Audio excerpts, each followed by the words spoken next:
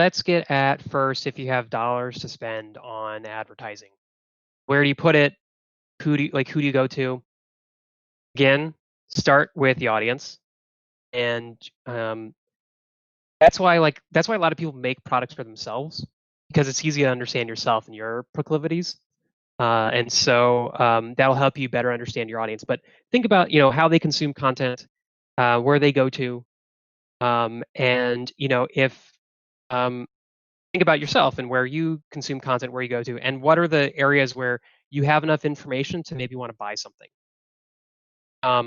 So if that is say YouTube and like the way that and you've made products for basically yourself and people like yourself, and you think about yourself and hey, like I watch YouTube videos for like new board games, and that's enough to make me get a buy a board game. That's probably then where you should look at is okay. So if I have like $500 to $5,000, I look at like one or two YouTubers who hit the board gaming crowd to play my board game. So it starts with audience and where you need to go. What I'd also say though is again 500 to 5,000. It's that's not going to suddenly make you successful. The fundamentals of understanding your audience, knowing where to reach them, and trying community engagement will probably bring you further than spending a few $100. So again, think about where you consume content.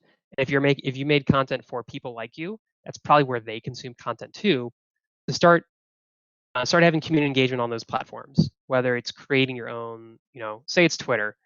Like make sure you've created a Twitter account and that account is engaging with people in the right way. And what that allows you to do, the reason why I'm talking about these fundamentals is look at what is working in community engagement and getting people engaging with content. That's what you market. That's what you spend the dollars on. The things that you finally see like, hey, this seems to be moving the needle. Don't go in blind and say like, okay, if I spend $500 on like a Twitter post, like that let's see if that makes it. You don't know enough yet. Test it. Try things out. See what is organically driving community engagement, and that's the thing that's going to that's the thing that's going to do better for you. Think about the strangers who bought the stuff you've made previously, and keeping a connection with them. Making sure they're satisfied with what they bought, and that they enjoyed it. And first off, they're more likely to be your repeat customer. If they liked it and you make new stuff, then they probably are going to like that new stuff too. And this is how people build a following. So, um, I think that's actually where you should focus maybe more of your time on is the people who have previously purchased stuff from you. And I'm not saying like being creepy stalker, like, hey, are you okay? Just want to like every day sending it like, are you okay? I want to make sure like you like what you got. You have to give them space, but like just again thinking about what they might want. So first making sure like your customer service is first class, just in chatting with them. That's why being nice always helps.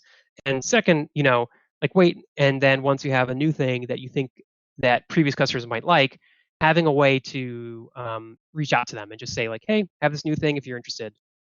That is, and that could potentially build longer lasting connections. That sounds So like a that's why you mailing see list or a Discord server or something. Just thinking Sure. that. Yeah. And that's why you see a lot of people investing time in this, like with email lists, with like honestly, that's kind of like why a lot of companies run social media accounts because those are their repeat customers, right? So there's nothing new under the sun there, but I'd say that's more of your focus in terms of like how your friends can help you. Um, I don't have anything, and I don't have any great advice there because like they can be an extension of you, and it depends on how much time they want to volunteer to help you out. And so, like, there's not back in the early days, you could fool Google search by having like a bunch of your friends make backlinks and like have your stuff go high. That doesn't really exist anymore. Like having just like every time you put out something, telling your like 20 friends, hey, everybody like this tweet immediately because this will help me get to trending. Doesn't really like sometimes it might work, but it doesn't really, and it feels kind of skeevy to everybody. And so, anyways, I just it depends on how much time your friends have to volunteer, and then just honestly, you're asking them to help you do what you're doing. Thanks for listening to this clip.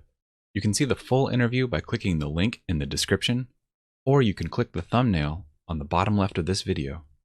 And don't forget to hit subscribe. Have a great day.